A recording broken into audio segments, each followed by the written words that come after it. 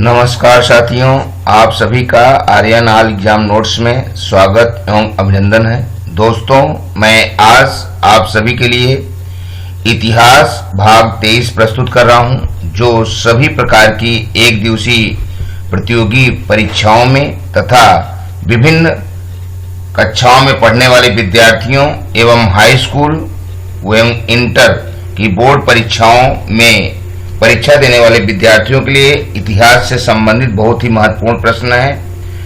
अतः इन सभी प्रश्नों को अच्छे से दोहरा लें।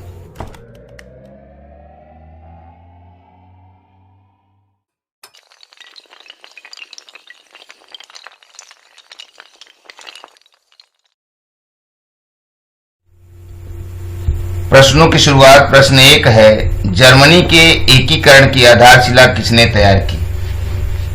तो यहां दिए गए ऑप्शनों में से सही ऑप्शन सी है, नेपोलियन बोनापार्ट। दोस्तों, मध्यम वर्गीय जर्मन लोगों में प्रबल राष्ट्रवादी भावनाएं विद्यमान थी और इन राष्ट्रवादी लोगों ने 1848 ईस्वी में जर्मन महासंघ के विभिन्न क्षेत्रों को एकता के सूत्र में बांधकर एक निर्वाचित संसद के माध्यम से शासित राष्ट्र राज्य बनाने का प्रयास किया और 7 वर्ष के दौरान ऑस्ट्रिया, डेनमार्क और फ्रांस से 3 मुद्दों में प्रशा की जीत हुई और एकीकरण की प्रक्रिया पूरी हुई। इस प्रकार से जनवरी 1871 ईस्वी में वर्साय में हुए एक समारोह में प्रशा के राजा विलियम प्रथम को जर्मनी का सम्राट घोषित किया गया और जर्मनी के एकीकरण में सर्वाधिक महत्वपूर्ण योगदान ऑटो वन बिस्मार्क का रहा। इस प्रकार से जर्मनी का एकीकरण 1871 ईस्वी में पूर्ण हुआ। प्रश्न 2, फ्रांस की क्रांति का अग्रदूत किसे कहा जाता है? तो यहां दिए गए ऑप्शनों में से सही ऑप्शन बी है, रूसो। फ्रांस की क्रांति का अग्रदूत रूसो को माना जाता है। ऐसा माना जाता है कि रूसो के क्रांतिकारी विचारों के कारण ही फ्रांस में आजादी आई, फ्रांस से निरंकुश राजतंत्र का अंत हो सका। क्रांति ने समानता, स्वतंत्रता तथा भ्रातृत्व की भावना का विकास किया, न्याय व्यवस्था का पुनर्गठन हुआ और पूरे देश में समान कानून संहिता को भी लागू किया गया। प्रश्न 3, सामाजिक उपबंध नामक पुस्तक का लेखक कौन था? तो यहां दिए गए ऑप्शनों में से सही ऑप्शन ए है, रूसो। सामाजिक उपबंध, जिसे हम सोशल कॉन्ट्रैक्ट कहते हैं, यह रूसो द्वारा लिखी गई पुस्तक है और रूसो ने इसमें सामाजिक संबंध के बारे में यह बताया है कि समाज ने अपने आप को राजा के साथ कैसे जोड़ा और अपने को एक समाज के दायरे में बनाकर राजा के समक्ष अपने समझौतों के माध्यम से देश का शासन चलाने के लिए प्रतिबद्ध हुए। प्रश्न 4, 1789 ईस्वी में फ्रांसी की क्रांति के समय किसका शासन था? तो यहां दिए गए ऑप्शनों में से सही ऑप्शन बी है, लुई 16वां। जब 1789 ईस्वी में फ्रांस की क्रांति हुई, उस समय वहां का शासक लुई 16वां था और लुई 16वां जो शासक था वह जनता के प्रति निर्दयी था, जनता की भावनाओं को नहीं समझता था, जिसके कारण उसके विचारों के प्रभाव के कारण और आचरण के कारण वहां पर क्रांति हुई और जनता ने क्रांति के माध्यम से फ्रांस की आजादी में अपनी अहम भूमिका निभाई। प्रश्न 5, फ्रांस की क्रांति में मुख्य भूमिका किस वर्ग की थी? तो यहां दिए गए ऑप्शनों में से सही ऑप्शन सी है, मध्यम वर्ग। फ्रांसी की क्रांति में मुख्य भूमिका मध्यम वर्ग की रही। पहले मध्यम वर्ग पर किसी प्रकार का कर नहीं लगाया जाता था, किंतु जब राजा की विलासिता में पैसों की कमी महसूस हुई तो राजा ने मध्यम वर्ग के लोगों के ऊपर भी कर लगा दिया, जिससे मध्यम वर्ग नाराज हो गया और मध्यम वर्ग ने क्रांति में सहयोग करने की इच्छा सामान्य जनता से प्रकट की, जिसके कारण से आंदोलन तेज हुआ। प्रश्न 6. मॉन्टेस्क्यू ने किस सिद्धांत का प्रतिपादन किया? तो यहां दिए गए ऑप्शनों में से सही ऑप्शन डी है, अधिकार विभाजन। मॉन्टेस्क्यू ने अधिकार विभाजन का सिद्धांत दिया, जिसके माध्यम से यदि अधिकारों में विभाजन कर दिया जाए तो शासन चलाने में किसी प्रकार की दिक्कत नहीं होगी और लोग आपस में सामंजस्य बनाकर शासन के कार्यों को देख सकेंगे। प्रश्न 7. बिस्मार्क जर्मनी का चांसलर कब बना? तो यहां दिए गए ऑप्शनों में सही ऑप्शन डी है, 1862 ईस्वी। दोस्तों, ऑटो वॉन बिस्मार्क ने रक्त और लौ की नीति, जिसे सैन्य शक्ति भी कहा जाता है, पर चलकर जर्मनी का एकीकरण करने में महत्वपूर्ण भूमिका निभाई थी और उसी के कारण जर्मनी का एकीकरण हुआ था। बिस्मार्क ने ही कूटनीति द्वारा ऑस्ट्रिया को वैश्विक पटल पर एकाकी करके प्रशा की शक्ति को मजबूत किया था। इस प्रकार से वह अपने कार्यों के कारण 1862 ईस्वी में जर्मनी का चांसलर बन गया। प्रश्न 8. द स्पिरिट ऑफ लॉ नामक पुस्तक का लेखक कौन था? तो यहां दिए गए ऑप्शनों में से सही ऑप्शन सी है, Montesquieu. The spirit of law नामक पुस्तक का लेखक मॉन्टेस्क्यू है। प्रश्न 9. इटली का एकीकरण कब पूरा हुआ? तो यहां दिए गए ऑप्शनों में से सही ऑप्शन ए है, 1871 ईस्वी। 1871 ईस्वी में इटली का एकीकरण पूरा हुआ और इटली के एकीकरण के पश्चात इटली एक स्वतंत्र गणतंत्रात्मक देश बन सका। इटली के एकीकरण में महत्वपूर्ण भूमिका निभाने वाले 3 प्रमुख नेताओं में काउंट काउर, गैरीबाल्डी और विक्टर इमैनुअल द्वितीय ने महत्वपूर्ण भूमिका निभाई थी। प्रश्न 10. फ्रांस की क्रांति कब हुई? तो यहां दिए गए ऑप्शनों में से सही ऑप्शन बी है, 1789 ईस्वी। फ्रांस की क्रांति 1789 ईस्वी में हुई थी और उसमें वहां का राजा लुई 16वां था। प्रश्न 11. यंग इटली सोसाइटी का संस्थापक कौन था? तो यहां दिए गए ऑप्शनों में से सही ऑप्शन डी है, मैजीनी। मैजीनी यंग इटली सोसाइटी का संस्थापक था और मैजीनी के ही अथक प्रयासों के कारण इटली का एकीकरण संभव हो सका। प्रश्न 12. राष्ट्रवाद का प्रारंभ किस देश में हुआ, वह देश है? तो ऑप्शन ए है जर्मनी, बी है इटली, सी है फ्रांस और डी है इंग्लैंड। तो यह भी बहुत इंपॉर्टेंट प्रश्न है और परीक्षाओं में कई बार पूछा गया है। तो यहां दिया गया ऑप्शन सी सही है, फ्रांस। राष्ट्रवाद का प्रारंभ फ्रांस देश में हुआ। प्रश्न 13. इटली का एकीकरण किसके नेतृत्व में किया गया? तो यहां दिए गए ऑप्शनों में से सही ऑप्शन ए है, ज्यूसेप्पे गैरीबाल्डी। इटली का एकीकरण ज्यूसेप्पे गैरीबाल्डी के नेतृत्व में हुआ था। हालांकि इसमें काउर, गैरीबाल्डी, मैजीनी सभी का सहयोग रहा, जिसके कारण इटली का एकीकरण पूरा हुआ। प्रश्न 14. पुनर्जागरण युग का अभ्युदय किस देश में हुआ था? तो यहां दिए गए ऑप्शनों में से सही ऑप्शन बी है, इटली। इटली एक ऐसा देश है जिसमें पुनर्जागरण युग का आगमन हुआ। पुनर्जागरण का अर्थ है फिर से जाग जाना और इटली में चेतना का विकास हो जाने के कारण हर तरह की तरक्कियां संभव हो सकी। प्रश्न 15.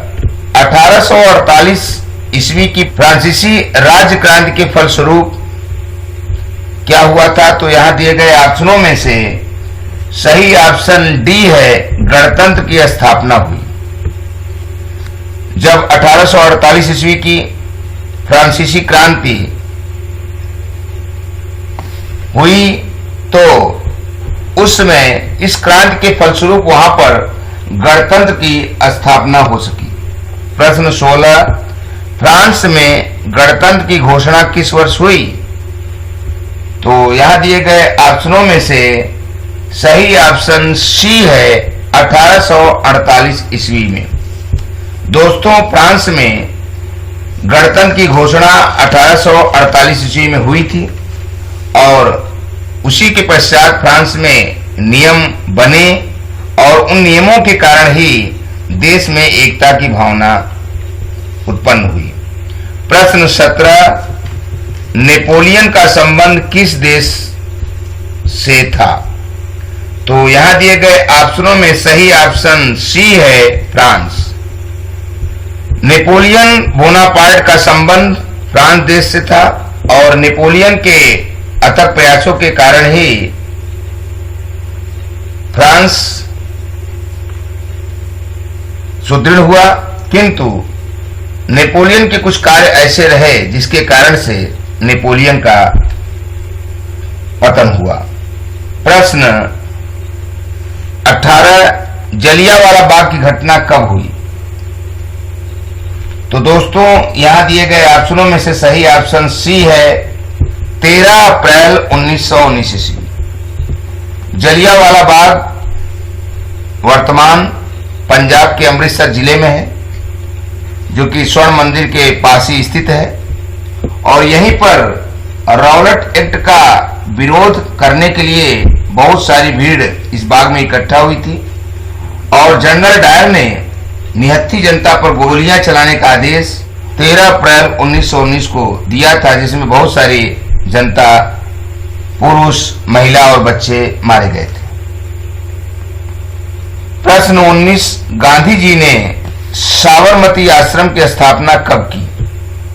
तो यहां दिए गए ऑप्शनों में से सही ऑप्शन बी है 1916 ईस्वी। 1916 ईस्वी में गांधी जी ने साबरमती आश्रम की स्थापना गुजरात के अहमदाबाद जिले में साबरमती नदी के किनारे की थी और यह जब वे दक्षिण अफ्रीका से भारत में लौट आए थे उसके पश्चात इन्होंने साबरमती आश्रम की स्थापना की। प्रश्न 20, रॉलेट एक्ट कब पारित हुआ? तो यहां दिए गए ऑप्शनों में से सही ऑप्शन बी है 1919 ईस्वी। 1919 ईस्वी में रॉलेट एक्ट अंग्रेजों द्वारा पारित किया गया था और यह किसी भी भारतीयों को बिना अपील, बिना वकील और बिना दलील के किसी भी तरह शंका होने पर 2 साल तक जेल में डाला जा सकता था और यह अंग्रेजों द्वारा भारतीयों को परेशान करने की एक चाल थी और इसी का विरोध बाद में भारतीयों ने किया था। प्रश्न 21, कांग्रेस के किस अधिवेशन में पूर्ण स्वराज की मांग की गई थी?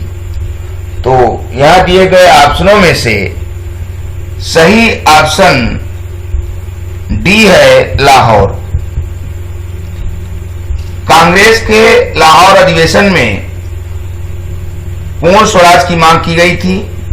भारत को पूरी तरह से स्वाधीन करने की मांग उठाई गई थी और नेहरू ने इसमें बढ़ चढ़कर हिस्सा लिया और अंततोगत्वा इस मांग को मान लिया गया।